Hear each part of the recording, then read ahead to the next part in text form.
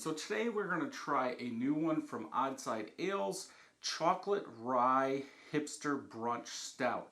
Now, I'm almost positive, I should have looked it up, but I didn't, that I've done the standard Rye Hipster Brunch a couple of times. I know I just did it 3 months ago or something. Was it the 2019 version, 2018 version, something like that. I do have a bottle of a honey barreled version over there, which I will get cold and I will do hopefully this year. But if you don't know, Rye Hipster Brunch Stout, Imperial Stout aged in chocolate rye whiskey barrels with maple syrup, coffee, bacon, and cocoa nibs. This was manufactured on 11/5/2020, 12.7% ABV.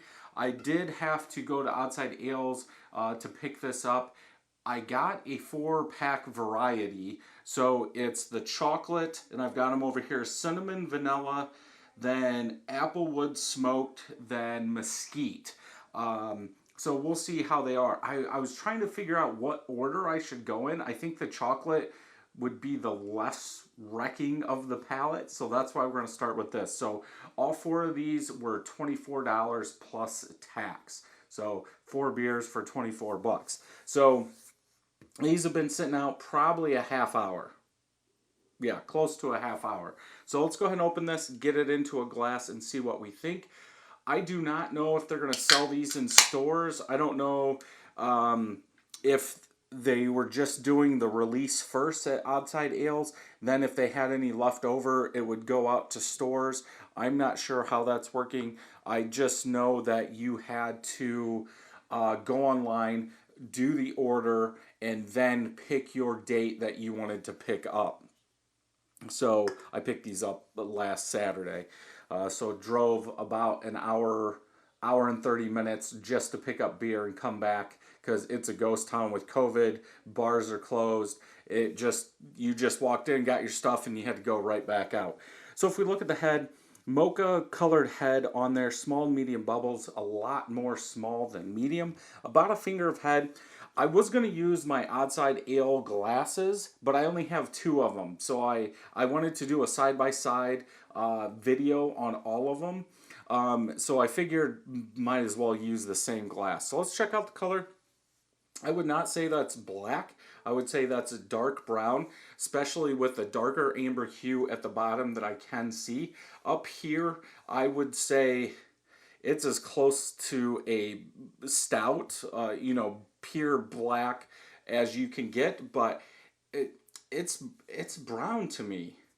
Even comparing it to this upper can, it's still lighter. Like I don't know how well it'll come through on here, but the top and bottom of this is black, and this is brown. It's almost the same color as the sticker that they put on here. So let's go ahead and smell, see what we're getting.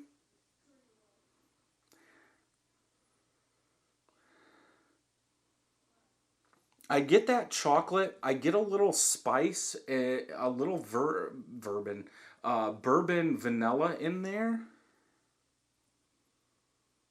That oak. I'm sure as it even warms up now that it's out of the can. But that chocolate, and when I opened it and started pouring it, I could really smell that chocolate coming through. Yeah, that chocolate's there, a little spice coming through, then that bourbon vanilla oak. I don't get bacon, right? Yeah, I don't get the bacon, and it's... You might be able to say coffee. I don't think I would. I think that chocolate, bourbon, vanilla, oak really covers up everything else in this. Maybe when it gets a lot warmer, maybe in the side-by-side review, we will pull out more of those smells. I don't expect the bacon to come out. I think those other adjuncts, flavors in there, are just a little too powerful for that bacon to get through. Like if it was just bacon on its own, okay, but because there's so much other stuff in there, I can see that not coming out. You might get it in the taste, but the smell, I believe, would be hard. So let's go ahead and taste.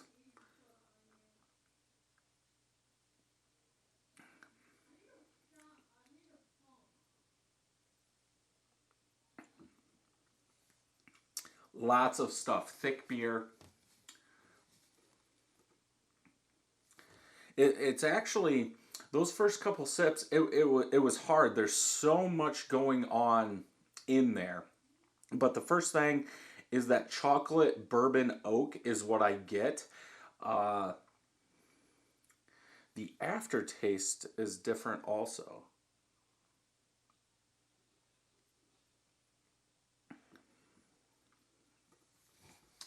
That that chocolate oak, I really get that. That bourbon's there, a little spice. I don't think I would say like a rye or anything like that. Just a little. It almost tastes like there's Chinook hops, like just a little spice. The aftertaste, though, is really like a semi-sweet chocolate, like hot chocolate is what I get with some oak. That barrel is coming through.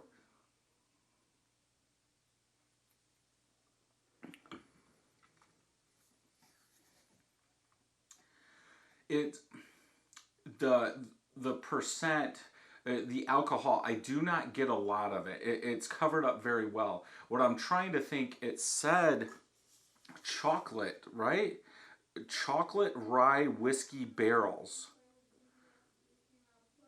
So I don't know if that means that they melt chocolate and put it into the barrel and spin it, so it soaks in to the wood.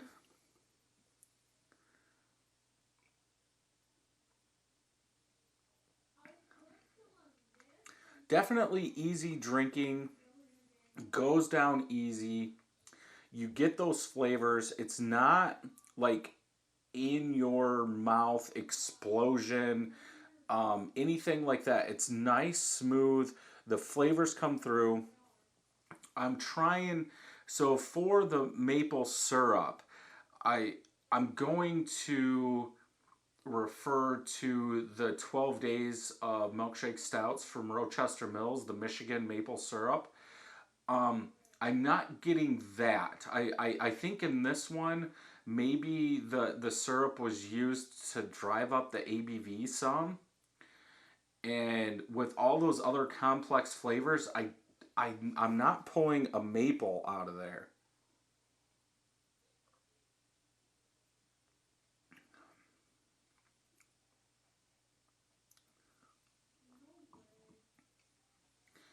Now, now in the aftertaste, I am getting a little whiskey, like a whiskey barrel oak in there.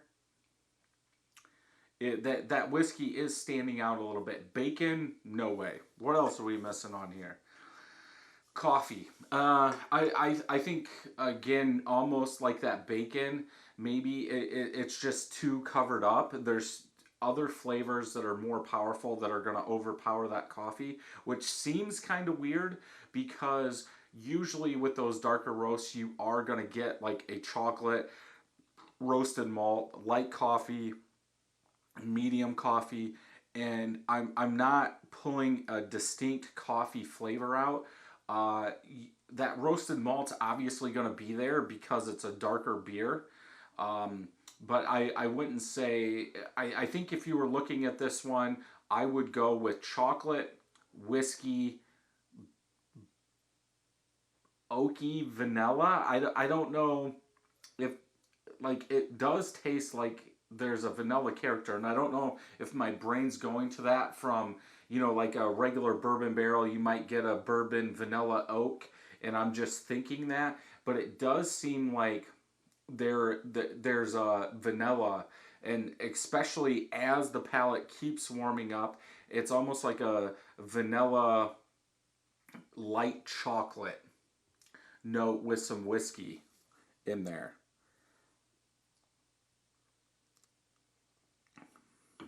Overall, good. I'm going to save some before I drink all this because I'm going to do the other three today. Then do a side-by-side. On this one, I would have to go with a 4.25 out of 5. I like it. I think it's done well. I would actually like to see more chocolate. I think there's too many things going on in this beer. Like, they could have cut some of it out. Like, really, what is that bacon doing? You're not getting it. Is it really, where do they put it? Because we still have a head, so the oil and the bacon's not killing the head. Also, the coffee, if they do put coffee in here, what would it taste like when it's out? Could they pull out the maple syrup? That one's hard, especially if they're using it to up the ABV to keep the grain bill lower so it doesn't dominate. So I would say, if you're looking at this, go in with chocolate, whiskey, and oak. If you like those three, I think you will like this one. Let's go ahead and check Untappd real quick, see what people are saying. None of my friends have had it. 11 people have checked it in, average 4.30 out of 5. If we look to see what other people are saying, overwhelming is what one person said. And that is it.